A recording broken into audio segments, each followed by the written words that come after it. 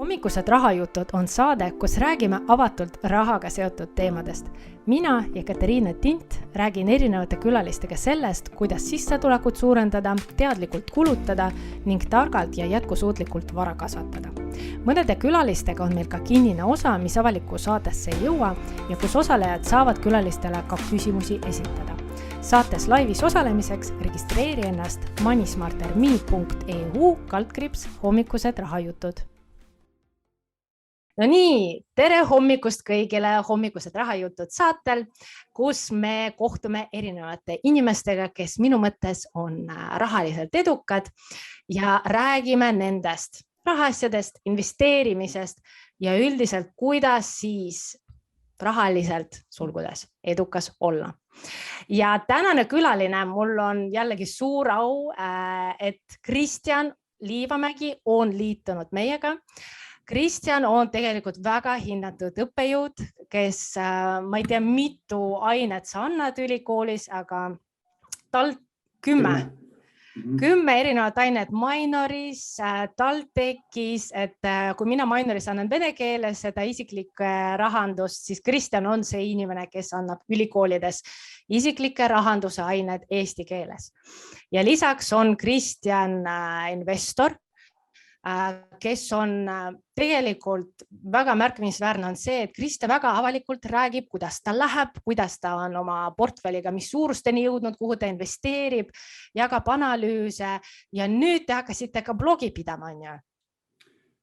Jaa, et kuna ütleme niimoodi, et nõudlus või soov selle järgi oli päris suur ja kuna mul ei olnud mõtet kopeerida neid samu vastuseid a la Hepseri osas, et 27 investorit küsib, et kuule Kristjan, mis sa arvad, mul on lihtsam saata talle link, et näed, siin on minu nägemus, siin on minu analüüs. Kui sind huvitab, ole hea loe, kui ei huvita, siis on okei. Ja, nii et tere tulemast, Kristjan. Kas mul on midagi mainimata jäänud sinu kohta? Ei, ma arvan, et sul oli väga hea tutvustus, et jah, tere ka minu poolt. Hea meel on siin olla, et hommikukohvi ja väikeste saiakeste kõrvale natuke rahajuttu rääkida. Jah, et ka raamatu oleme kirjutanud. Ja, seda unustasime. On raamatu autor ka. Ja, aga võib-olla lisaks, mis sa siin mainisid, ma ütleks, et ma olen ka pereisa, et 2 väikese lapse, 2 väikest last on, üritan selles valdkonnas hakkama saada ja võib-olla tööalase kogemuse poole pealt varasemalt siis taustast tegelikult tükast mõnes mõttes sarnast fookust nagu sulle, Katariina, aga mul on siis nii-öelda auditi poolt nii Saksamaal kui Eestis töötanud Ernst & Youngis hetkel siis palgatöö mõttes 3 erineval ametikohal samaaegselt TalTechis, minoris, siis Tallinna linna finantsteenistuses ja tegelikult missioonitundest annan ka Rocca al Mare koolis eraisiku rahanduse kursust. Ja investeerimisega kokku olen tegelenud pea 15 aastat, 16 läheb, aga ma ütlen, mina enda alguspunktiks loen aastat 2010, kui ma süstemaatiliselt läbi ettevõtte hakkasin investeerimisega pihta. Alustasin siis 2500 euroga, tänaseks investeerimisportfelli neto varade maht on üle 1,2 miljoni euro. Nii et jah, väikest viisi toimetan ja üritan ka elus hakkama saada. Muljet-avaldav, selles mõttes mul ei ole sõnu, sest 4 töökohta sisuliselt on ju, sul on väiksed lapsed veel, et mina tahaks küsida, et palun jaga oma saladust. Kuidas sa oled kõike jõudnud? Et kui sa oskaks välja tuua nagu 3 kohta, mis on sind elus kõige rohkem aidanud, mida sa soovitaksid teistelegi, et mis need võiksid olla? Jah, ütleme niimoodi, et mina tegelikult teadliku või strateegilise otsuse noore poisina juba tegin, et 20-ndates ma ütlesin, et okei, et praegu mul ei ole peret, mul ei ole kaaslast, mul ei ole lapsi, mul on võimalik maksimaalselt panustada nii enesearengusse kui ka siis tööalase karjääri ülesehitamisesse. Ja mul selles mõttes selle otsuse tegemine oli lihtne, kuna mul ei olnud mitte midagi. Mul oli hea nullist tühjalt lehelt alustada ja ma ütlesin, mul on ainult aega ja mul on soovi ja tahtmist. Ja siis ma hakkasin tasapisi sellega pihta. Alguses oli selles mõttes oli päris karm, et need tööpäevad olid sellised 12-tunnised, 14-tunnised, nädalavahetused olid samamoodi tavalised tööpäevad. et see võttis päris palju aega, aga mis mind on aidanud kogu selle aja jooksul ja mis mind tänaseni siiamaani aitab, eriti just laste kasvatamisel, mitte läbi põleda, on siis see, et ütleme, 3 olulist asja, mis sa palusid, et esimene asi on ikkagi sport ja füüsiline aktiivsus. Ehk ma hoolimata, mis iganes asju ma nädalas teen, ma pean 4-5 korda nädalas, ma teen trenni. Ma käin, kas eile käisin suusatamas, täna lähen suusatama, aga üldjuhul kas siis ujumine, jooksmine, jõusaal või siis suusatamine, need on need, mida ma aeroobne, anaeroobne kombineerin, sest see on see hetk, kus ma saan välja lülitada, see on see hetk, kus ma saan restardi teha, see on see hetk, kus ma saan puhata nii vaimselt kui ka tegelikult füüsiliselt. Teine oluline aspekt minu puhul on siis toitumine, ehk siis soojad, minimaalselt 3 sooja söögikorda päevas. Ma mitte kunagi ei jäta lõunat ära, ükskõik kui tähtis see kohtumine on. Isegi kõige markantsem näide on siis, et see reitinguagentuur soovis teha Tallinnale krediidireitingu nii-öelda seda analüüsi ja ainuke vaba aeg oli siis lõunaaeg, siis ma ütlesin, sorry, et me võime teha seda kas lõunal või me seda seekord ei tee. Ja et hommikul alustan pudruga, puuviljadega ja õhtul lõpetan sooja söögiga. See on samamoodi kütus mu kehale ja mu mõistusele, et ma oleksin nii-öelda, kuidas öelda, siis terav või sharp ja suudaksin mõelda. Ja viimane, ja ma ütleks, et võib-olla kõige tähtsam ja kõige olulisem asi on taastumine ja puhkamine. Ehk abikaasa ütleb mulle, et ma olen unekott nagu lapsed, aga mul on vaja päevas 8-9 tundi und. Ja ma ütleks, et uni ja magamine on kõige odavam ja kõige efektiivsem ja optimaalsem viis taastumiseks.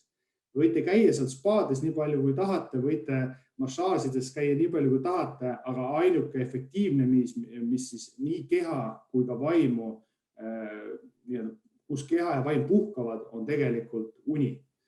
Nii et need on need asjad, mis siiamaani on vähemalt mulle aidanud nii-öelda seda läbipõlemist vältida ja tegelikult aidanud seda päevas ärkvel olekut aega optimaalselt, efektiivselt ja väga tõhusalt siis kasutada. Ja seda mitte ainult siis aasta või 2 aastat, vaid tegelikult mõtlen, mis mitmel töökohal samaaegselt, ma arvan, viimased 10, 12, 13 aastat tegutsenud. Eks ma nüüd olen koormust maha võtnud, sest see oli teadlik valik, et kui lapsed sünnivad, et siis seda koormust ma tõmban madalamaks. Aga jah, see koormus on ikka natuke. Mis su koormus siis on, kui palju tundides sa nädalas tööd teed reaalselt? Ütleme niimoodi, paberi peal tegelikult, mis on siis Tallinna linnas 0,6-ga, TTÜs 0,7-ga, Mainoris 0,5-ga, lisaks siis investor ja 2 lapse kasvatamine on täiskohaga koormus ja tegelikult miljonilise portfelli haldamine, ma arvan, see nõuab ka aega. Paberi peal ütleme 2,5 kohta või 3 kohta, aga eks kui neid asju teha efektiivselt, optimaalselt, siis ütleme niimoodi, et mul väga palju teleka vaatamiseks aega ei jää, küll aga jah, et õhtuti lähme koos lastega magama, siis lõpeb meie päev ja hommikul ma ärkan esimesena üles, hakkan putru keetma perele ja siis hakkab veel see asi pihta. Selles mõttes tegelikult see on omaette oskus, kui inimene oskab pikaajaliselt selline high performance olla, et ma ise olen ka seda õppinud, sest minu tööpäevad hakkasid ka siin nagu nii pikalt venima ja siin on jällegi see küsimus, et kuidas üleval hoida seda motivatsiooni, et sa töötad tegelikult topelt koormusega. Mina olen ka samamoodi sellest sünnipäevast. Ma ei ole vaadanud ühtegi seriaali ja ühtegi filmi ja ma teadlikult ka neid täiesti ignoreerin. Tegelikult täiesti ajasääst on ju. Aga ikkagi, kus see motivatsioon tuleb? Lastega on selles mõttes lihtne, et kui sa vaatad 1-aastasele tütrele silma ja ta sulle naeratab, siis kõik need rasked ajad lähevad meelest ära, need magamata ööd ja muud teemad. Ja ütleme, lastega selles mõttes on lihtne, et see motivatsioon vaatab sulle kogu aeg siiralt silma. Tudengitega ja ülikoolis on selles mõttes ka suhteliselt lihtne, et kui sa näed ikkagi, et teeme sellel põhimõtteliselt me alustasime näiteks eraisiku rahanduse kursusega TTÜ-s Tõnni ja Tarvoga vabatahtlikkuse alusel. TTÜ arvas, et eestlastele ei ole vaja rahatarkust edasi anda, et eestlased on nii rahatargad, et neil ei ole seda teadmist vaja. Me tegime aastaid seda tasuta ja ütlesime, et lihtsalt panime kuulutusi TTÜ-le seina peale, tulge lihtsalt vaadake. Ja alguses oli 20 inimest, siis oli 40, siis oli umbes 120, tänaseks hetkeks on tudengite arv seal 350, TTÜ-s ei ole mitte ühtegi ruumi, kuhu need tudengid ära mahuvad. Meil on otse ülekanded lihtsalt ja kui sa teed selle loengu ära, inimesed küsivad, inimestel on päriselt siirad nagu probleemid ja sa näed, et sa lahendad nende murekohti ja kui peale loengu vähemalt üks inimene tuleb ja ütleb, Kristjan, kuule aitäh, mul oli kogu aeg, ma ei teadnud, kuidas lahti mõtestada endale kodu ostmist või üürimist ja kuidas seda nagu numbriliselt teha. Sa andsid mulle tööriistad ja teadmised, kuidas seda asja enda jaoks lahti mõtestada. Aitäh sulle. Siis minu jaoks on jälle paari kuu motivatsioon olemas ja hea jälle edasi minna. Ja mul oli samamoodi Mainoris. Ma arvan, kõige suurem võit oligi see, et mul üks tudeng tuli ja ütles, et ma võtsin oma teise samba väljavõtmise avalduse tagasi ja siis ma olen niimoodi, yes, saavutus. Ja täpselt, et väiksed võidud ja see on see elus, mis annab elule kuidagi siukse mõtte, et nii lihtne oleks meil ju sinuga niisama kodus istuda, vaadata televiisorit päevad läbi ja mõelda, et see ongi see finantsvaba elu ja vaata, kui lihtne ja tore. Aga kuidagi nagu siuke tühjus on sees, et mõnes mõttes mina tunnen vastutust ja kohustust, et minul on soov ühiskonnale tagasi anda, mida ühiskond on mulle andnud. Nii et eks igaüks kannab seda koormat ja eks igaüks realiseerib seda koormat omale sobival viisil. Ehk sisuliselt, kas võib öelda, et sul on tegelikult siuke missioon olemas või elus? Ja, ma arvan kindlasti. Ma arvan, et kui mul ei oleks missiooni või visiooni, siis ma tegelikult oleks võib-olla südames kurb inimene ja ma ei ärkaks hommikul sellise sära või rõõmuga, nagu ma seda praegu teen. Ja seda tegelikult ma olen siin paar just high performance koolitust läbinud ja number 1 oligi see, et mis on sinu mingi suur asi, mida sa tahad oma eluga saavutada või mis suur probleemi sa tahad nagu maailmas lahendada. Sest minu jaoks samamoodi, et nagu miks ma hommikul tõusen, ma tean 100 inimest nagu rahatarkus, et mina olen öelnud avalikult, et minu eesmärk ja missioon on nagu inimeste elusid paremaks muuta ja sinul ma usun, et tegelikult on sama asi, on ju? Ja, ma ise olen võib-olla natuke tagasihoidlikum, eestlaslike nii suure lennuga ei oleks, aga jah, selles mõttes nõus, et siukse rahatarkuse või teadmiste oskuste edasiandmine ja võib-olla mikrotasemel ma olen enda jaoks nagu sõnastanud ka see, et kui ma olen hea isa ja äge isa oma lastega, kellega koos nad tahaksid mängida, möllata, mürada, joosta, siis ma arvan, et siis ma juba mikrotasemel olen väga palju korda saanud enda jaoks. Ja, kuule, aga kui sa oled finantsvaba, me rääkisime, motivatsioon tuleb nagu sellest panusest, on ju, mis on kindlasti mega väärtuslik, aga reaalselt sa võid ju tööd mitte teha. Aga ikkagi ma saan aru, sul läheb aeg portfelli haldamisele, analüüsidele, et kui palju sul praegu umbes läheb aega just investeerimisteemadele ja enda igasuguste analüüsidele, haldustele? Jah, see on selles mõttes, ma võin kohe ühe numbri välja öelda, aga see number ei räägi võib-olla kogu tõde, sellepärast, et ma olen ka seda analüüsi ja investeerimisprotsessi oluliselt ajaga optimeerinud. Toon lihtsalt mõned näited, et kuulajatel oleks taust ja nad ei saaks võib-olla valesti sellest aru. Nimelt näiteks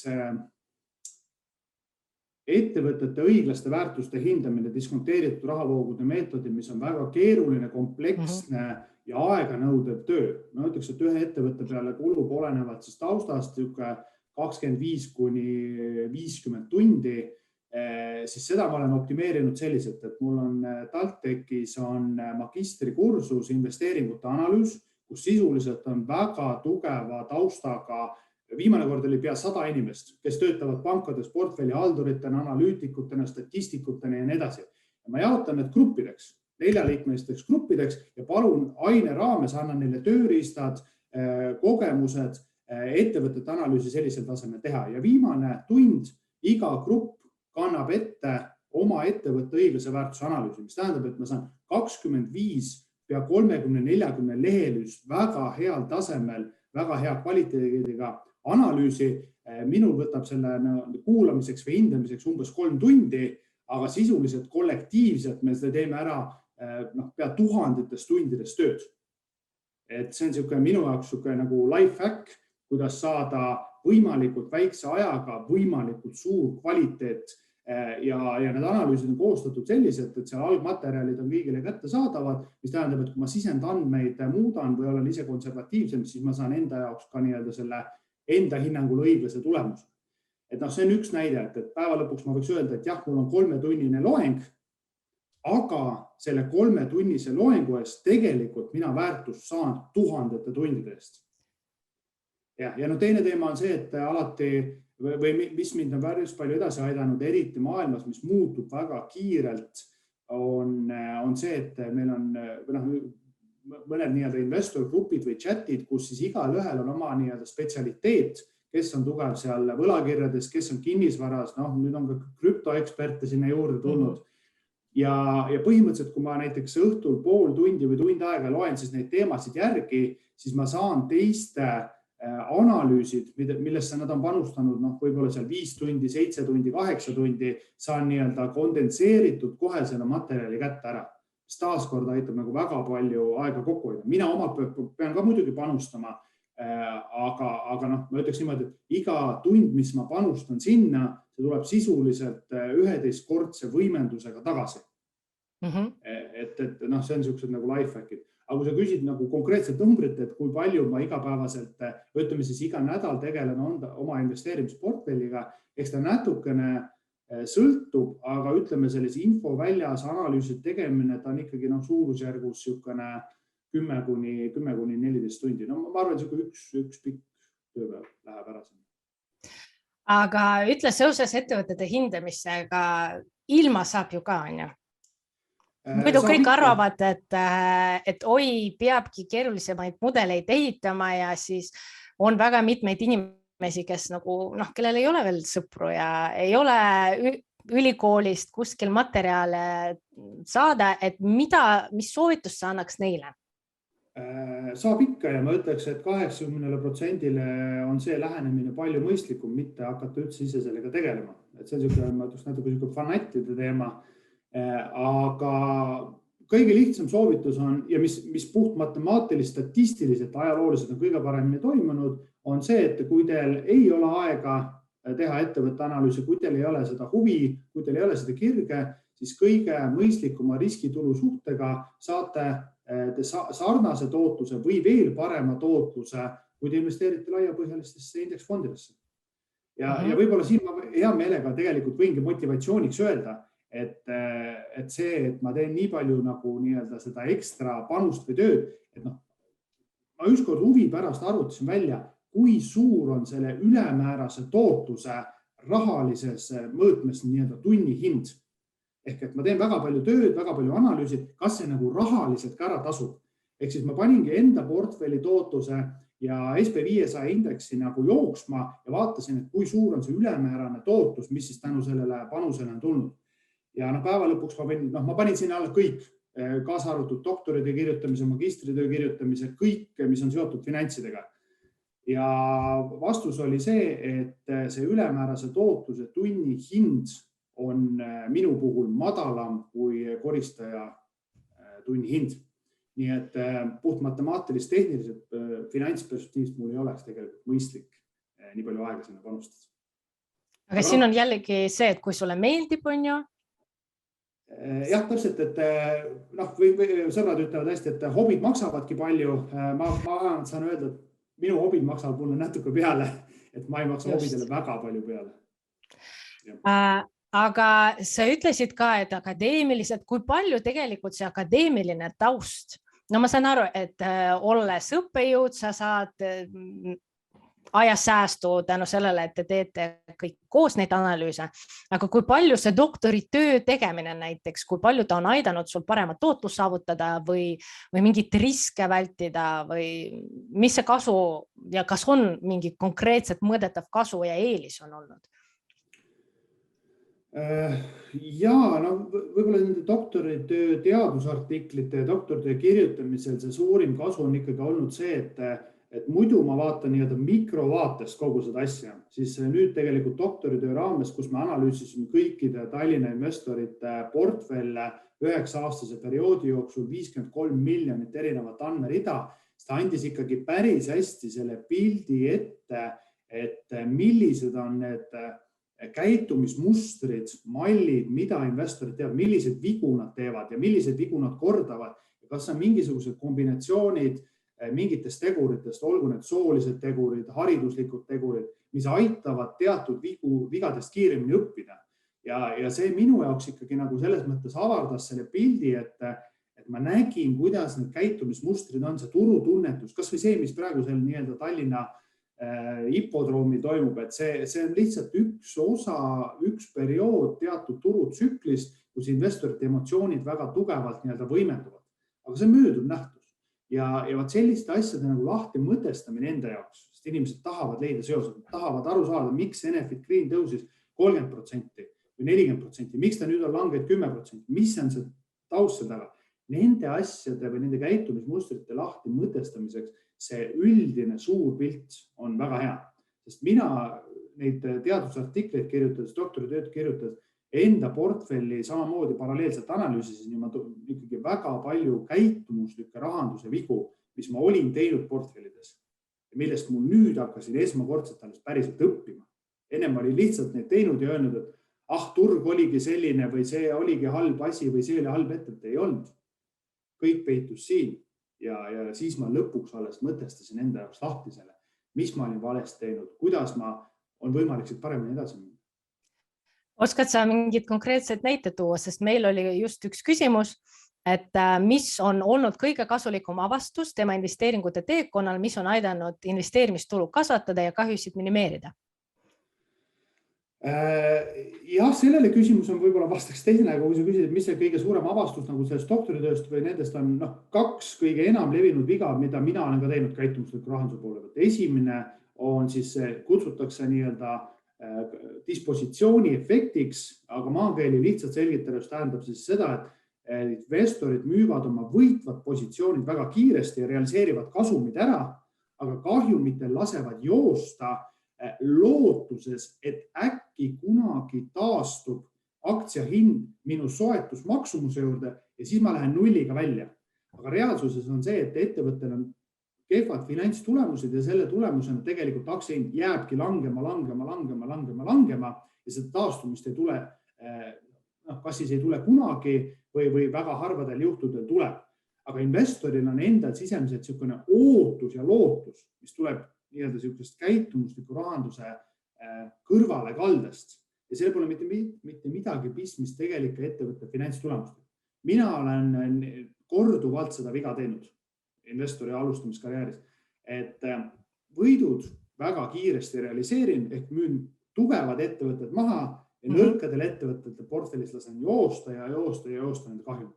Ekspress Grupp hea näide. Lõpuks müüsin -80% selle maha. Klassikaline käitumuslik rahanduse viga minu portfellis. Ja, aga kuidas enda jaoks läbi analüüsida? Mina näiteks ütlen alati, et kui me alustame investeerimist, on ju hea läbi mõelda seda investeerimisteesi, et mida ma ootan, mis riskid on ja läbi mõelda ka seda, millal ma müün.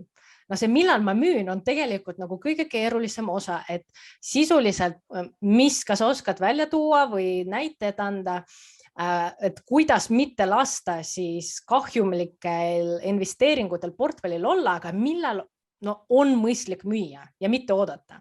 Sest tegelikult võivad ju olla ka sisuliselt sellised ajutised asjad, kus tegelikult näiteks usud ettevõttesse, näiteks ärimudel on tugev, juhtkond on tugev, aga ajutiselt, mingi koroonakriis ja nii edasi, et mingid ajutised sellised halvad tulemused, et kas siis peaks ka müüma või tegelikult mitte? Mis see õige vastus on? Jaa, nõus. Mina enda jaoks, kuidas ma olen suutnud selle kuidas me öelda, distsiplineeritud sellele teemal läheneda ongi just nimelt see, et ma teen selle diskonteeritud rahavoogude meetodil ja võrreldavate suhtarvude meetodil ettevõtte analüüsi. Kuna ma avalikult olen jaganud seda Hepsori analüüsi siin, siis põhimõtteliselt selle tulemusena sain ma vahemiku, mis on minu jaoks selle ettevõtte õiglane väärtus. See oli siis 11,8 kuni 16,2 eurot.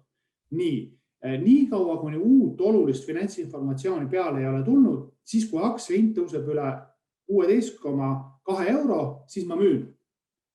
Nii kaua, kuni aktsia hind langeb alla 11,8 euro, ma ostan. Ja seal vahemikus ma ei tee mitte midagi, ma rahulikult toimetan edasi. Ehk siis mul on väga selged hinnatasemed pandud. Nüüd kui tuleb uut informatsiooni peale, kvartali aruanded, siis ma uuendan Excelis seda mudelit ja vaatan, mis siis saab. Ja samamoodi riskitasemega. Riskitase võib ka tegelikult muutuda ja vastavalt sellele siis võiks öelda niimoodi, et mina otsuseid võtan vastu selle tulemusena, mis siis Excel mulle ütleb, mis on muidugi minu sisendid. Ja nii on võimalik väga lihtsalt ka kahjumlikest positsioonidest väljuda. Ehk siis ühel hetkel, näiteks olukord, kus minu positsioon on näiteks -20% languses. Ma teen selle analüüsi ära, uuendan ära, vaatan ettevõtte finantstulemused ongi kehvad, seal ongi reaalne äriline mõju, miks ettevõtte läheb kehvasti. Siis minu jaoks ei ole enam see küsimus, et et äkki ta tõuseb tagasi, äkki mul on lootus, et äkki keegi ostab seda kallimalt kunagi ära. Ei ole. See on see hetk, kus ma realiseerin kahju, ma ütlen, Kristjan, algne investeerimistees oli vale, aksepteeri seda, müü maha, liigu eluga edasi. Ja muidugi neid positsioone ma ostan ja müün siis nii-öelda selle klassikalise dollar cost average meetodil, ehk ma ei lähe kunagi nii-öelda siis alati, kui ma soovin näiteks osta 20 000 eurost selle positsiooni, et ma ei osta kohe seda, vaid ma ostangi näiteks 5000 kaupa. Ja niimoodi ma saan seda nagu hinna ka nii-öelda mõistlikult ühtsustada, et mingisugused anomaalsed hinnaliikumised siis ei jää sinna sisse. See on, kuidas mina teen seda. Ja, aga mul kohe nagu 2 küsimust.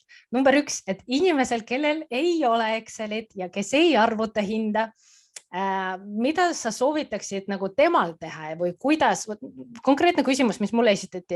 Ja Katriina, kas Tallinna Vett praegu peaks müüma? Nagu mille alusel me võiksime anda soovituse tavainimesele, tavainvestorile, et kas peaks müüma või mitte?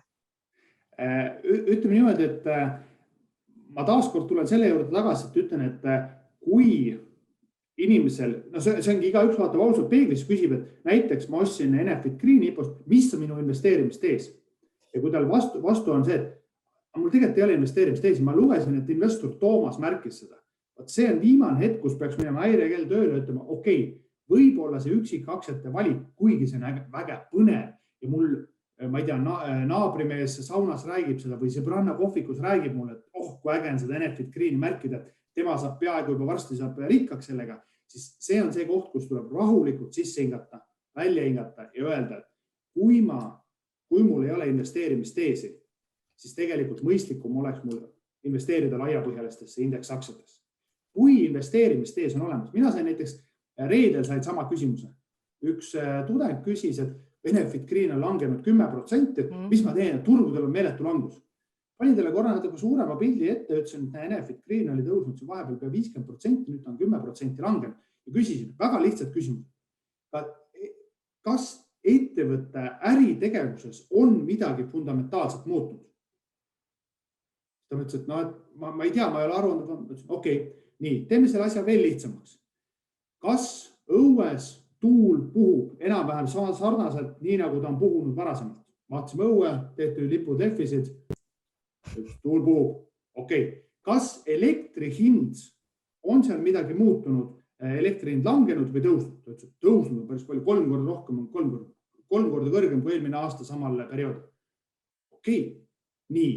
Enefit Greeni tulud sisuliselt koosnevad ju elektri hind korda siis see kogus, mida müüakse ja kui fundamentaalselt mitte midagi muud ei ole muutunud, kui elektri hind on tõusnud, siis järelikult Enefit Greeni tulud on tõusnud ja see suur osa sellest liigub kohe sinna puhaskasumi reale ka. Järelikult, kas ettevõtte tegevuses on midagi läinud kehvemaks viimase nädala aega? Vastus oli, tegelikult ei ole, hoopis palju paremaks on läinud, sest elektri hind on meeletult tõusnud. Ja siis järeldus, äkki peaks ostma. Jah, Neiu ütles, aitäh, ei müü oma positsiooni ja ma ei tea, kas ta ostma läks, aga ühesõnaga tema jaoks väga lihtsustatult see selgitas ära. Samamoodi võib Tallinna Veega, mis on ju oma olemuselt veel stabiilsem äri, sest seal on sisuliselt tariif ju fikseeritud. No jaa, aga lihtsalt nagu Tallinna Vee majandustulemusi mõjutas koroonakriis, et ikkagi nõudlus vähenes. Et seda nagu inimesed võib-olla ei pane tähele või ei ole märganud. Et jällegi siin ongi minu jaoks ka on olnud küsimusi, et kui mõni ettevõte läheb nagu liiga kalliks, et põhimõtteliselt majandustulemused näiteks Tallinna Vee puhul veidikene langevad, aga samas aktsia hind ei lange, et kas peaks müüma või mitte. Siis mina olen ka soovitanud, et vaatame algselt investeerimisteesi, et kas su eesmärk oli näiteks saada dividende, mis dividendi tootlus võiks olla, mida sa ootad. Ja siis tekib küsimus, et kui jätkuvalt see positsioon vastab investeerimisteesile, miks müüa? Seal võib müük tulla, on ju, et kui on näiteks parem koht, kuhu raha paigutada teoorias. Aga jah, see investeerimistees, kellel veel ei ole, väga soovitame Kristjaniga kirja panna, on ju, miks sa millessegi investeerid. Ja teine küsimus, sa ütlesid, et riskide kvantifitseerimine või kuidagi mõõtmine. Räägi, kuidas, kas sul on jällegi mingi imeline Excel, kas sa arvutad näiteks selle krediidiriski üldse, sest tegelikult see risk eksisteerib mitte ainult üksikutel aktsiatel, vaid näiteks ühisrahastusel ka, et kuidas enda jaoks kuidagi mõõdetavaks seda teed ja kas sa teed? Jaa, teen küll. Ma võib-olla saastan kuulajad seda üksikaktsiate riskide hindamisest, sest see oma olemuselt, see on siis põhimõtteliselt capital asset pricing mudeliga ja väga ettevõtte spetsiifiline, et sellest ma võib-olla jätaks selle eemale, see tundub natuke maakauge teema. Aga kuna sa rääkisid ühisrahastusest ja laenudest, siis seal võib-olla iseenesest nende riskide mõõtmine ja hindamine on mõnevõrra, ma ütleks isegi lihtsam. Sest tegelikult esimese asjana, mis ma olen teinud, mul on need Excelid ka, et ma ei tea, pärast võib iseenesest kuulajatega, kelle huvi on, võib ju jagada neid. Näiteks oma rahaportaal, seal on võib-olla statistiliselt ka nagu lihtsam need asju teha. Ongi siis, ma identifitseerin, mis on erinevad riskid laenude andmisel. Kõige suurem ja olulisem risk, mis päris tihti ka realiseerub, on siis krediidirisk. Risk, et vastaspool ei suuda oma kohustusi minu eest täita ja ma saan finantskahju. Ja selle mõõtmiseks tegelikult päris hästi sobivad mineviku andmed, nüüd eriti koroona ajal, kus majanduslanguse käisime ka läbi, siis saame kenasti neid andmeid vaadata seal ka. Ja seal on kenasti välja toodud, et kui palju laenudest läheb viivisesse üle 100 päeva, mis müüakse maha ja mille eest siis laekub 55–80% põhiosast. Ehk seda on võimalik numbriliselt ja matemaatiliselt suhteliselt lihtsalt arvutada. Lisaks on seal erinevaid teisi riske ka, mina võtan seal arvesse siis likviidsusriski, intressimäära riski, portaali tegevusriski, mida on võimalik siis finantsanalüüsiga nagu hinnata ja mõned väiksemad riskid veel. Ja põhimõtteliselt igale riskile annan siis matemaatiliselt, numbriliselt mõõdetava tunnuse või ütleme siis paneme sinna numbri juurde ja seejärel siis on võimalik juba leida nende riskide summa. Ja ideeliselt, kuidas tegelikult kuidas laenu andmine käib, ega see samamoodi kodulaenu andmine või autoliisingu andmine ongi see, et risk ja tulu käivad käsikäes ehk mida kõrgem on vastaspoole risk, seda kõrgem peab olema intress, et seda kompenseerida. Ja siis ma vaatangi, et kui ma saan näiteks, et tegemist on niisuguse kõrgema riskiga laenuga, siis lihtsalt see intress peab olema kõrgem. Ja siis ma arvutangi välja, mis on siis intressi tulu korrigeeritud nende riskidega ja kui see on minul aktsepteeritava tootlusega, siis ma seda investeeringut teen. Kui ei ole, siis ma seda ei tee. Et seda jällegi minu eest teeb selles mõttes Excel, aga selle mudeli nagu loogika seal taga on siis see. Et tavapäraselt, jah. Aga näiteks konkreetne näide, ma ei tea, oma rahaportaal või mul on jätkuvalt mitoses midagi tiksub. Et kas sa paned nagu matemaatiliselt arvutad likviidsusriski või paned ise näiteks 1–10, ma tean, 1–10 põhimõtteliselt selline subjektiivne hindamine iga riski kohta?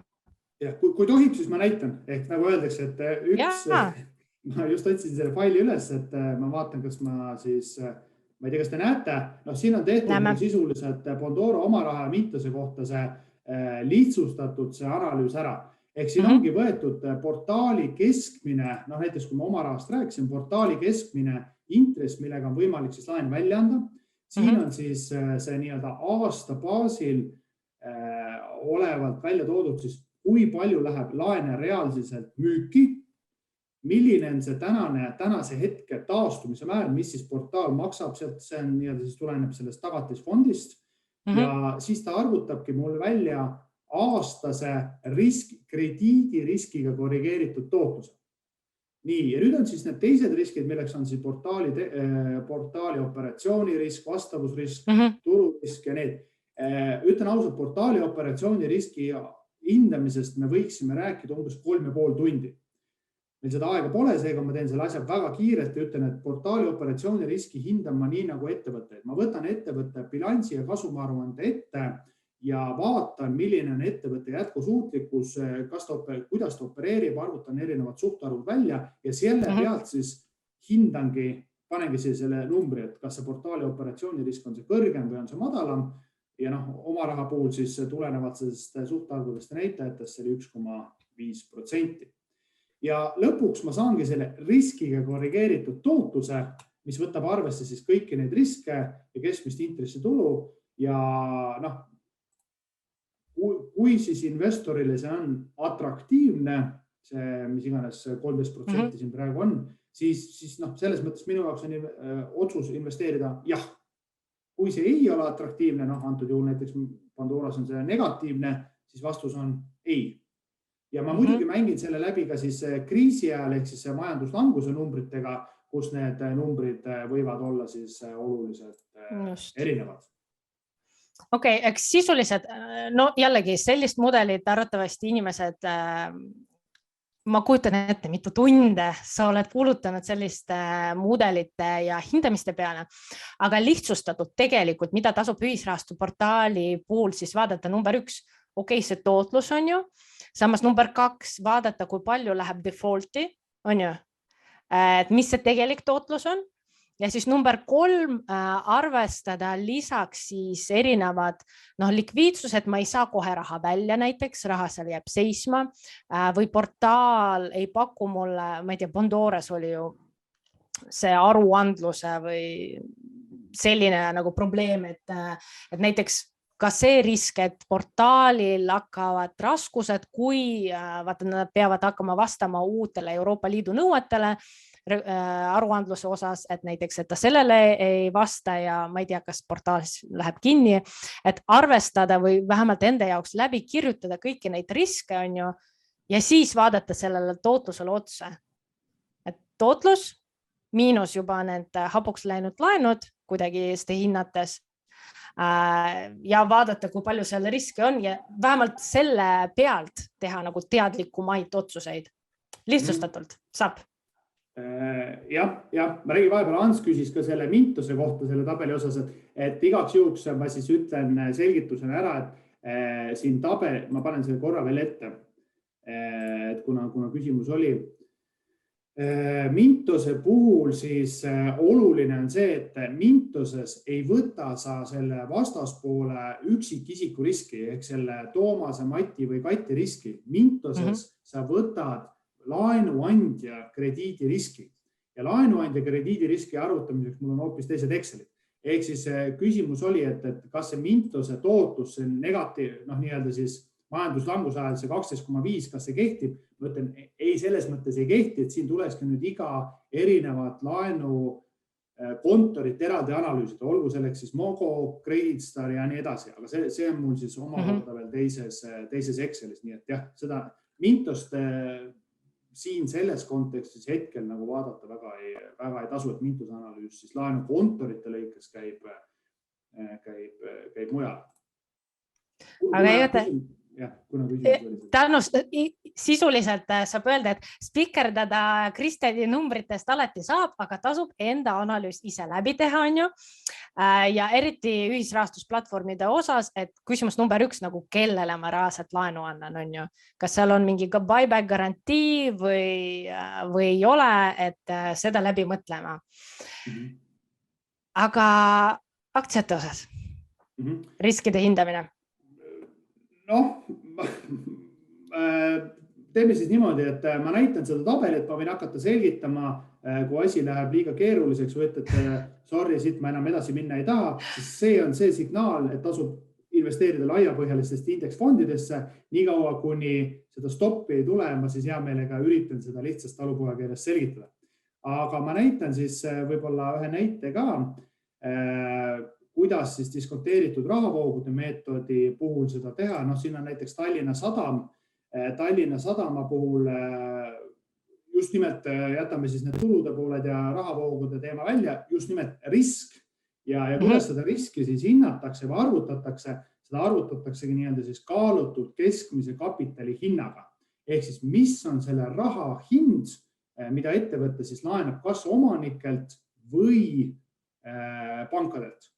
Ja põhimõtteliselt, kuidas seda tehakse, siis tehakse seda capital asset pricing mudeliga ehk finantsvarade hindamise mudeliga, kus meil on siis riskivaba tulumäär, antud kontekstis võib siia aluseks võtta siis Eesti riigi võlakirja tootluse, siis meil on ettevõtte spetsiifiline risk, mida näitab siis beta, kellel on huvi selle kohta, võite guugeldada, Tamodarannist saab erinevate sektorite betat siis kätte. Tallinna Sadama puhul siis beta 0,8, mis on siis, kui beta on 1, siis ta on sama riskitasemega, mis turg keskmiselt. Alla 1 on risk madalam ja Tallinna Sadamal olemuslikult on risk madalam kui turg keskmiselt. Siin on siis korrigeeritud seda ka finantsvõimendusega, mis siis tõstab seda betat ja saame Tallinna Sadama betaks siis 1,4. Ja nüüd siis sisuliselt liidetakse siia juurde ka veel tururiskipreemia, ehk see on siis tootlus, mida investorid nõuavad selleks, et investeerida aktsiatesse. See tuleb siis Credit Suisse raporti kohaselt või samamoodi Tamodarann andmebaasidest. Ja lisaks lisatakse siia juurde ka siis erinevad muud riskid, nii nagu tegelikult krediidiriski puhul lihtsalt ettevõtetesse investeerimisel on siis see väikese ettevõtte riskipreemia, mis siis ka juurde tuleb. See samamoodi saab avalikest andmebaasidest kätte, ise seda mõtestama lahti ei pea. Ja nüüd me saame siis oma kapitalit nõutava tulumäära, mis tähendab lihtsustatult öeldes seda, kui mina investorina soovin raha paigutada Tallinna Sadamasse, siis riskidele vastav nõutav aastane tootlus võiks olla 10,5% tänases turuolukorras. Ja nüüd teine pool on siis see, et lisaks omakapitalile, mida Tallinna Sadamal on 70%, tal on ka laenude keskmine intressimäär on vastavalt majandusaasta aruandele 0,8%, kuna need on madalama riskiga, need on tagatud, siis kaalutud keskmine kapitali hind tuleb 7,6%, mis võtab siis mõlemaid osakaale arvesse. Aga investorina aktsiatesse investeerimisel minu oodatav tulumäär, mis on riskidele vastav, siis on 10,5%. Nii, vabandust. Küsimus on see, et kindlasti mina tunnistan ausalt, mina näiteks ei tee loomulikult selliseid arvutusi, aga kas me saame siit teha sellise lühikokkuvõtte, mida tavaline investor võiks enda jaoks selgeks teha? Number 1, see sektori võimenduseta beta. Kõlab keeruliselt, aga tegelikult minu meelest kas Morningstaril oli ka need Yahoo Finance'is need betad arvutatud. Ehk sisuliselt, kui aktsia hind kõikub rohkem kui turg keskmistena, siis risk on suurem. Ja kui me räägime tegelikult sellistest sektoritest nagu kommunaalettevõtted, Tallinna Sadam, sisuliselt sellised ettevõtted, mis sektorid meil on veel väiksema beetaga? Utility sektor on kindlasti, ja pluss consumer discretionaries, mis on esmatarbekaubad. Jah, täpselt. Ja tegelikult need beetad on võimalik, need arvutatakse kõik ära. Mul on siin ees pandud finance.yahoo, Apple'i aktsia beeta, see on siin ära arvutatud 1,2. Samamoodi, mis iganes tahate siin Coca-Colat. Coca-Cola beeta on alla 1 tõenäoliselt, risk on madalam kui turu 0,6. Tegelikult see on kõik teie eest ära arvutatud. Te ei pea seda hakkama ise välja arvutama. Need on kõik, need andmed on olemas. Ja siis see DE suhtarv, sisuliselt DE suhtarv näitab seda, kui palju on D ehk debt versus equity on ju, et kui palju ettevõte kasutab võõrkapitali versus, et tal on oma kapital. See jällegi Morningstar, mina olen nagu avan Morningstari, Morningstar arutab kõik minu eest, et jällegi, mida suurem on võõrkapitali osakaal, seda riskantsem on ettevõte. On ju, tavaliselt alla 1 on hea näitaja. Jah, see on väga palju sektorist, aga põhimõtteliselt selle saab samamoodi kätte või siis kes tahab vanakooli viisil, siis majandusaasta aruandest on ka see suhtarv võimalik välja arvutada. Ja siis nüüd tururiskipreemia, kus tavaline investor saab seda kätte? See on 2 võimalust, kas siis näiteks Credit Suisse raportist, kus siis koostatakse neid või näiteks Tamo Tarani andmebaasist, et ma võin siis kiiresti samal ajal, kui sa järgmist teemat võtad, ma võin siis guugeldada, näidata, siis on Tamo Tarani andmebaas. See näeb küll väga vanakooli moodi välja, aga need andmed tegelikult siin on väga head, väga uuendatud. Ta on ka siuke missioonitundest akadeemik, kes siis tegeleb nende asjadega.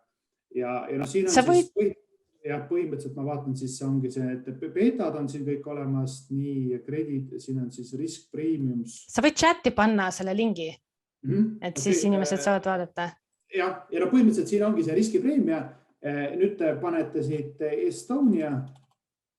Estonia ja tegelikult nüüd saabki siit selle riskipreemia kätte ja see on 5,4. Ehk siis lihtsustatult öeldes Eesti aktsiatesse investeerimisel nõutav riskipreemia, mis võtab arvesse Eesti spetsiifilisi riske, on 5,4. Kui te panete kuhugi Venemaale, siis see on kõrgem, ma ei tea, Saksamaal madalam, Zimbabwes kõrgem ja nii edasi ja nii edasi. USA's? Madalam. USA's peaks ka madalam olema. USA's peaks madalam olema, kohe vaatan. Ehk sisuliselt järgmine järeldus on see, et kui näiteks, kui mõni investor numbritesse võib-olla ei lähe sisse, aga vähemalt tahab enda jaoks nagu läbi mõelda riski. Okei, seda võlakoormust vaatasin, järgmine, mis riigis asub ettevõte? Et kui on Eesti, siis tänu Eestil on ju, et meil on väike turg, tegelikult kriisi ajal meil olid siin likviidsusprobleemid, on ju, et päris kergelt ei pruugi see aktsiast lahti saada. Et see veidikene suurendab riski. Venemaa aktsiad või nagu kuskil 3. riigi aktsiad on veel riskantsemad. Samas, kui me räägime näiteks suurtest majandustest, mis on olnud aastaid, USA, Saksamaa ja nii edasi, seal on risk väiksem. Ja siin pluss lisaks ma saan aru, et väikeste ettevõtete eest samamoodi, kui sa investeerid väikse ettevõttesse, siis see on riskantsem. Mida sa arvesse võtad? Ja, täpselt. Ja seda ei olegi vaja hakata ise nii väga lahti mõtestama, et siin need nii-öelda avalikest andmebaasidest, need allikad on olemas ja neid saab kõik kätte. Võib-olla oluline siin taga ongi lahti mõtestada nende jaoks nii-öelda see mudel ja see mudel ongi see nii-öelda finantsvarade hindamise mudel või capital asset pricing mudel. Et need kalkulaatorid on ka olemas Excelis ehk teil on vaja lihtsalt ettevõtte spetsiifilised andmed sisse panna, et te saate tegelikult need andmed kätte. Aga taaskord ma ütlen, et see on selles mõttes hea tähelepanek, et kui tunned, et läheb nagu paljuks ja absoluutselt ei ole see teema, mis kõnetab, siis ma arvan, et see ongi väga hea ja aus signaal, et võib-olla siis tasuks investeerida pigem laiapõhjaliselt ja siukse laiapõhjaliste indeksaktsiatesse, mitte siukse asjaga tegeleda ja see aeg kulutada pigem lastega kelgutamise peale ja elu on palju ilusam. Mina ütleks, et isegi mõni, aga aitäh muidu selle Exceli eest, kõik saavad spikerdada, on ju, kõik nägid, saavad spikerdada endale siukse mudeli teha või guugeldada, et selles mõttes tegelikult saab lihtsamalt hakkama. Meil on nii palju alustajaid, meil hetkel Kristiga algas Balti börsil investeerimise kursus. Ei pea matemaatiliselt välja arvutama. Tohib, ma ütlen niimoodi Kristjale, et ei pea nagu kõik matemaatiliselt välja arvutama, aga mis oluline on peab enda jaoks läbi mõtlema, on ju. Et peab läbi mõtlema need riskikohad, mida me käisime praegu Kristjaniga läbi. ja läbi analüüsima just selleks, et investeerimistees endale kirja panna. Ja ma olen nõus, arvutama ei pea, igal inimesel on oma need nii-öelda driverid, mis aitavad hoida seda fookust ja distsipliini. Lihtsalt mina magan rahulikumalt, mina käin saunas palju rahulikumalt, ma ei vahi neid aktsiahindu, kui ma tean, kuidas mul see süsteem on, ma tean, mis hinnatasemel ma müün, mis hinnatasemel ma ostan. Kui sul on niisugune ärevus sees, näiteks Tallinna Sadama aktsiahind langeb 10% või Enefit Greenil tõuseb 15%, sul on ärevus sees, et mis ma nüüd teen, kas ma ostan, müün. See on selge märk sellest, et sul tegelikult investeerimistees puudub, sul ei ole süsteemi. Ja kui sul süsteemi ei ole, siis hakkavad emotsioonid üle võtma investeerimisotsused ja see on ohtlik. See, kuidas te selle süsteemi endale teete, võib-olla, ma ei tea, teil on kodus kass, kellel on väga hea tunnetus, et kas ostan või müün, küsite tema käest, et kes teeb Excelis, eks ju. Aga ma selles mõttes olen Katariinaga nõus, et ei pea neid asju ajama keeruliseks, aga teil peab olema süsteem. Süsteem, just, väga hea. Aitäh selle eest, sest süsteem on see, mis on nagu kõige olulisem, kuidas enda jaoks seda läbi mõtled ja investeerimisteesi kirja paned. Ei pea keeruline olema, aga peab olema läbi mõeldud ja teadlik investeerimine. Küsin veel kord, meil oli Kristiga üks küsimus. Tallinna ja üldse Eesti aktsiatesse investeerimine, et kui näiteks inimene soovib investeerida laiapõhjalistesse fondidesse, et kas see nagu Balti börsil investeerimine midagi talle juurde annab või mitte, kui ta on näiteks valinud juba ühe laiapõhjalise fondi? No siin oleneb väga palju sellest eesmärgist ja fookusest. Mina ütlen, et kogemuse mõttes ta annab kindlasti juurde. Et isegi kui näiteks mul on 95% investeerimisportfellist investeeritud laiapõhjalistesse indeksfondidesse ja selle ülejäänud 5% eest ma ostan näiteks natukene näpu otsaga teenustasu vabalt läbi LKV või Swedbanka siis Balti börsi aktsiaid, olgu selleks siis Tallinna Sadam, Enefit või miks mitte Silvano Fashion Group, siis selle tulemusena ma tegelikult saan nagu kogemuse. Ma saan kogemuse üksikaktsiatesse investeerimisel, ma saan aru, kuidas kogu see dividendide maksmise protsess on. Ja tegelikult varem või hiljem mul võiks tekkida huvi, et mis seal majandusaasta aruandes kirjas, millega see ettevõte tegeleb. Ja siis tegelikult muutub see juba päris ägedaks, siis hakkad nagu vaatama, millega see ettevõte tegeleb, sa hakkad rääkima nendest teemadest, sõbranna tuleb, räägib Enefit Greenist, sa räägid ka paar lauset vastu ja siis tekib diskussioon, tekib siuke, ma ütleks, mõnus arenguhüppega enda teadmistes, oskustes, kogemustes väga väikese rahaga.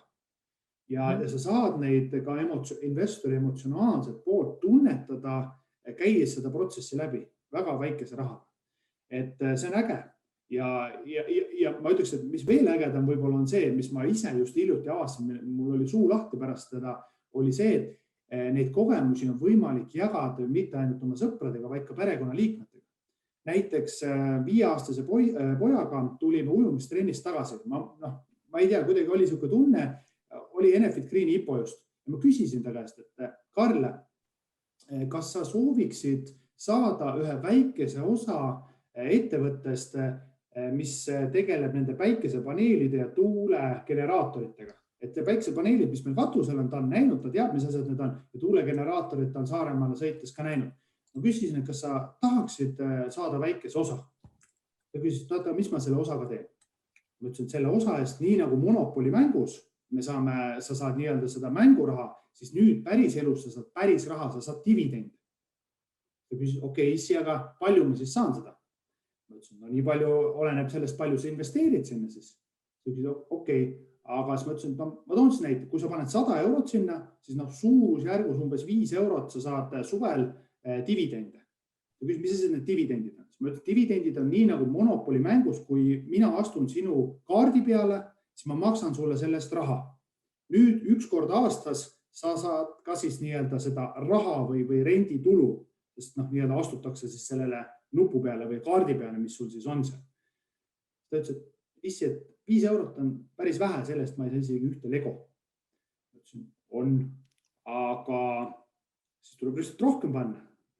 Siis ta küsis, et okei, palju mul portfellis raha on ja siis me natuke arutlesime selle teemal, lõpuks ta tahtis niimoodi, et kogu raha läheks sinna, siis ma ei hakanud talle seda riskide teemat rääkima, ta oli ikkagi 5-aastane, aga minu meelest oli nii äge, kuidas ta nagu mõtestas lahti seda asja, kuidas tema jaoks nagu tekkisid mingid seosed ja umbes 1,5 nädal hiljem me sõitsime autos lasteaiast koju, ta ütles, issi, ma tahaksin osta nüüd legosid. Ütlesin, no sul on legosid, et mis sa ikka ostad, et pole nagu vaja. Ei, issi, ma tahan osta legosid, et ma saan raha. Ütlesin, legodega sa ei saa raha, et sa pead välja andma. Ei, issi, sa oled valesti. Ma tahan osta seda lego aktsiat. Ütlesin, okei, et sa tahad osta nagu lego ettevõtte aktsiat ja siis saada dividende. Ja, sellepärast, et kõikidel mu sõpradel on need uued legod ja sa ütlesid, et kui nemad ostavad legosid, siis nii-öelda, kui temal on aktsiad, siis tema saab nagu raha. Tema oli nagu mõtestanud lahti siukse protsessi enda jaoks. Mõtlesin, päris äge, et oskab, võib-olla need seosed ei ole nagu nii, nagu meie nendest aru saame, aga tal nagu mõte hakkas jooksma, et kui kõik tahavad nagu legod, siis tegelikult äge on omada selle ettevõtte aktsiaid, mitte nagu osta ise neid legosid. Mis on ka muidugi oluline selles vanuses. Aga siuksed vestlused, mul suu lahti, mõtlesin, ma 18-aastaselt ka aru, mis asi on aktsia või kuidas see toimib. Mul 5-aastane poiss tuleb, räägib, et äkki peaks hoopis lego aktsiad ostma, sest see on nagu nõudlus selle järgi kasvada. Nii äge. See on jah äge, et siis ma esimest kord tundsin, et wow, et midagi on toimumas kuskil. Ja siin tekib küsimus, et kui palju ja kuidas sa lastega investeerimisest räägid ja ma tean, et sul on lastele ettevõtte tehtud, on ju, aga kuidas sa neid kaasad ja mis vanuses? Ma saan aru, üks on sul 5-aastane, aga teine on 1-aastane. Okei, seda veel ei kaasa, on ju? Jah, ta tahab ise olla kaasatud, aga kuna ta veel ei räägi, siis on väga raske kaasata. Aga kuidas me oleme kaasanud või mis me oleme teinud, et ma tegelikult ei ole esiteks väga nagu surunud seda teemat, aga üllataval kombel kuidagi mingid asjad nagu hakkavad välja kooruma. Et üks asi on see, et me taustal investeerime või oleme loonud mõlemale lapsele eraldi ettevõtted, läbi mille me siis nagu investeerime nende raha, nende lapse toetusi ja nii edasi. Aga kuidas me nagu päriselt igapäevaselt nagu seda raha tarkust nagu anname edasi, on siis see, et me mängime Monopoli, kus on võimalik tegelikult, Karile väga meeldib Monopol mängida, kus on võimalik siis neid lahti mõtestada, et mis siis on näiteks kinnisvara ja kus tekib nagu see rahahoog ja sellised teemad. Ja me teeme ka niimoodi, et Karlil on siis võimalik sissetulekut teenida, mida on võimalik siis ka investeerida. Ja see sissetuleku teenimine on siis pudelite äraviimine. Ehk siis me koos kogu aeg käime neid pudeleid ära viimas, millest osa saab ta siis kohe realiseerida magustoiduks ja teine osa läheb siis tema investeerimisportfelli. Ja üllataval kombel nüüd tõesti meil need viimased vestlused ongi olnud formaadis, et nüüd on Enefit Green IPO, kas sina soovid enda portfelliga või kas sa soovid ka enda raha sinna investeerida. Ja ta teab, et tal on oma nagu see portfell, me oleme teinud lausa selle aktsia ostu koos läbi, ma ei tea, kui palju ta seda aru sai, aga ta vaatas ja ta küsib, kas või see Lego aktsia näide, see on asi, mida ma ei uskunud, et kunagi, või mitte kunagi, aga enne 15 eluaastat üldse ideega välja tullakse. Et sisuliselt võib öelda, et tema juba õpetab issit investeerima ja ütleb, et kus on nõudlus, kus on, mis toimub. Ei, see on väga äge. Aga selle 1-aastasega temaga me möllame ja mürame. Mis vanusest? Selles mõttes mul on hetkel 4-aastane ja investeerimisest ma ei ole talle veel rääkinud, aga meil on see rahateema nagu tulnud sisse, et kõik maksab ja tuleb vaadata, kus raha saab ja kuidas teenida. Aga kuidas te alustasite just lastele seda investeerimisteemast rääkimist ja mis vanuses? Ma arvan, et eks ta tuligi siuke 4-5-aastaselt, ta tuligi läbi selle Monopoli mängu, et muidu me enne mängisime väga palju malet. Siia meeldib malet mängida. Ta on selles mõttes nagu ka hea strateegia mäng, mis motiveerib nagu mõtlema rohkem kui ühe sammu ette. aga seal on jah, nagu see seos on võib-olla natukene keerulisem. Aga ja ma mäletan jah, tõesti, kus esimekordselt alusel meil see Tom õpib rahamängul, seda raamatut me oleme muinasjutuks lugenud. Ja siis meil on alati seal on need ülesanded lõpus, et me oleme siis teinud neid ja siis Karl ta ikkagi küsib, et mis see siis annetamine on ja mis see laen ja siis ma olen üritanud selgitada neid asju. Ja kuna ta tahab ikka veel seda raamatut lugeda, et siis äkki midagi on meelde jäänud. Aga kas te juba kaasate tema ettevõtte nagu haldamisse kuidagi või miks te otsustasite ettevõttet teha, mitte lihtsalt näiteks teha eraldi investeerimiskonto lapsele ja sealt alt investeerida? Meie jaoks on 2 väga olulist nüanssi. Ehk üks on niisugune finantsiline aspekt ja teine on siis hariduslik aspekt. Et finantsilisest aspektist vaadates sisuliselt sellel hetkel, kui sündis ka tema initsiaalidega ettevõte. Ja mul isiklikult on tunne, et kui teha seda nagu eraldi seisva nagu kehana, mille ajalugu on alguse saanud sellel hetkel, kui tema, siis tulevikus ei ole enam mitte mingisugune issi või emme projekt, mida nad tahavad teha, sest nad kuskilt lugesid midagi, vaid see ongi nagu see omandiõigus lähebki talle üle, ehk ta ongi selle nii-öelda omanik ja tema siis nii hüved kui ka kohustused lähevad temale üle ja ta ise teab, mis ta sellega teeb. Et seal tekib see vastutuse moment, et ta ei ole üks osa minu portfellist, kus on, kui midagi halvasti, issi tegeleb või et ta kuidagi nagu see seos on personaalsem. Teine teema on ikkagi maksustamise poole pealt ka, et tegelikult Eesti Vabariigi kodanikel kõigil on 6000 euro ulatuses võimalik maksuvaba tulu teenida. Nii, kui tema teenib ka sealt ettevõttest intressi kuni 6000 euro ulatuses, siis see on 6000 eurot on maksuvaba aastas ja seda on võimalik uuesti reinvesteerida. See on see üks aspekt, aga kõige olulisem aspekt on meil siis hariduslik aspekt. Et meie hinnangul tema enda ettevõtte näitel läbi praktiliste näidete või läbi kas või majandusaasta aruande või siis nende aktsiatehingute on võimalik meie hinnangul loodetavasti tulevikus talle selgitada ja anda edasi teadmisi, mida koolis ei õpetata. Ja seda praktiliselt. Nii juurast, nii maksundusest, nii raamatupidamisest, matemaatikast, investeerimisest kui ka ettevõtlusest. Minu poolest, ega ei tea, tuleb investor või ei tule, ega vahet ei ole, aga sellist ettevõtliku viisi minule mitte keegi mitte kunagi ei õpetanud. Mina arvasin kuni ülikooli minemise hetkeni, et ainuke viis elus raha teenida on palgatöö. Mul ei räägitud perekonnas mitte midagi, koolis mitte midagi, lastes mitte midagi. Ma tahaks talle näidata, et on ka teisi võimalusi, on olemas ettevõtluse vorm. Ja kui ta küsib, et mis asi see ettevõtlus on, me saame näidata tema enda ettevõtte najal, mida see tegelikult tähendab. Ja ma arvan, et see avardab maailma pilti. Vahet ei ole, mis tast tulevikus saab, aga ta teab, et maailm on natuke laiem kui see kitsas palgatöö. Ja just see ettevõtlikkuse arendamine ja tegelikult läbimõtlemine, mina oma poele alati räägin, et mis sa ise nagu passid neid multikaid on ju või YouTube videosid, teeme ka videosid on ju, et teised saaksid vaadata. Et see ongi nagu ettevõtlikkus, et keegi teine on nõus sulle, ma ei tea, kas maksma, mitte maksma, vaid teist inimest huvitab näiteks, kuidas sa mängudega mängid või et sa saad reaalselt pakkuda, isegi nagu väike laps tegelikult saab teisele inimesele midagi siukest väärtuslikku pakkuda. Kuule, nii põnev, meil on, ma vaatan, et jällegi aeg on lennanud. Üks kohustuslik küsimus, enne kui me lähme küsimuste juurde. Majandustsükkel. Ma tean, et sa oled teinud eraldi loenguid. Kristiga sul oli koolitus.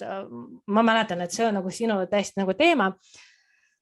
Professionaalse pilguga, aga lihtsalt. Nagu me kõik teame, et arvatavasti hetkel on kuskil oleme üleval tsüklil, et mis varaklassides sa ise investeerid, kuidas oled oma strateegiat võib-olla muutnud või kuidas kavatsed seda muuta lähitulevikus? Jah, et võib-olla kõige suurem muutus toimus aastal 2020 kevadel, kui siis Eesti ja tegelikult kogu maailm sisenes majandustsükli langusfaasi.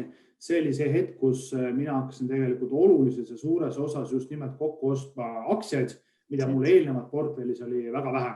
Ja mitte ainult nii-öelda laiapõhjaliselt igale poole, vaid tegelikult väga spetsiifilisest just nimelt tehnoloogiasektori aktsiaid ja pangandussektori aktsiaid.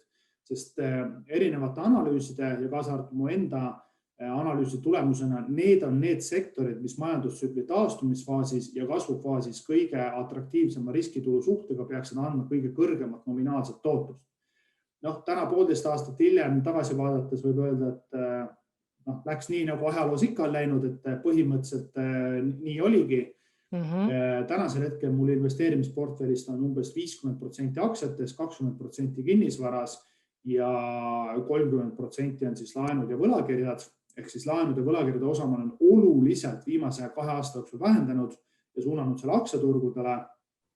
Ja tänasel hinnangu nii-öelda lühidalt minu hinnangul me oleme ikkagi majandustsükli tõusufaasis, küll aga mitte selle kõige teravamas tipus, sest intressimäärasid alles hakatakse tõstma, küll inflatsioon, minu hinnangul on natuke juba käest ära läinud, aga eks keskpankurid teavad, mida nad teevad loodetavasti.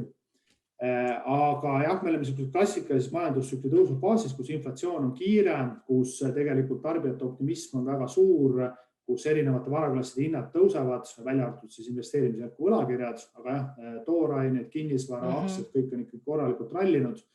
Ja nüüd järgmise etapina tegelikult, mis hakkab toimuma see, et keskpangad tõstavad baasintressimäärasid, hakkavad majandust jahutama, stabiliseeruma ja see esimese varaklassina siis lisaks investeerimisjärku võlakirjadele hakkavad siis langema ka aktsiate hinnad.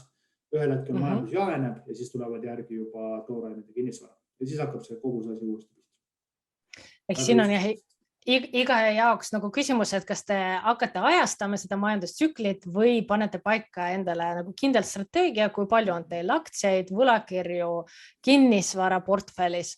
Ja see on tegelikult vastus, miks üldse nagu võetakse portfellile lisaks siis aktsiatele midagi veel on ju, et see nagu langus ei oleks nii võib-olla valus või järsk, et kuidagi seda riski vähendada on ju, hajutada.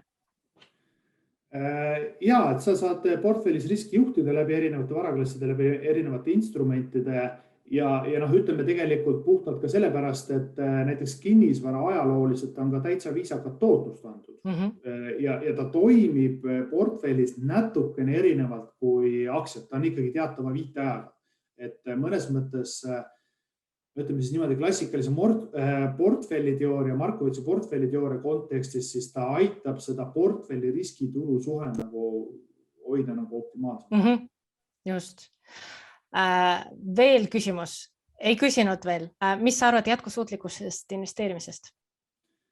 Mina arvan, et see on kindlasti väga oluline teema ja aina olulisemaks saab, nii et jah, ega siin väga pikalt midagi oponeerida ei ole, et ma arvan, see on tulnud selleks, et jääda ja üha rohkem ja üha tulevad põlvkonnad aina rohkem sellele keskenduvad. Nii et ma arvan, varem või hiljem on see, et kus mul poeg või tütar ütlevad ka, et kuule issi, et see ja see investeering, et kas need on ikkagi nii jätkusuutlikud nagu välja paistab või äkki vaataks need üle ja tõenäoliselt neil on õigus. Kas sina plaanid või kavatsed või on näha, et lisad enda Excelisse juurde siukest rida jätkusuutlikkus, millega arvestada, sest otseselt see nagu tootluse riski võib-olla see mõjutab on ju, sest tegelikult mitte jätkusuutlik tegutsemine on lihtsalt üks finantsrisk, kui meil tuleb kliimakriis, et keegi ei hooli sinu investeeringutest, kui meil tuleb selline, ma ei tea, katastroofi, elekter on ära ja kõik pangad enam ei tööta. Aga need ESG kriteeriumid on välja tulnud, mida on võimalik ka analüüsis arvesse võtta. Kas on plaanis?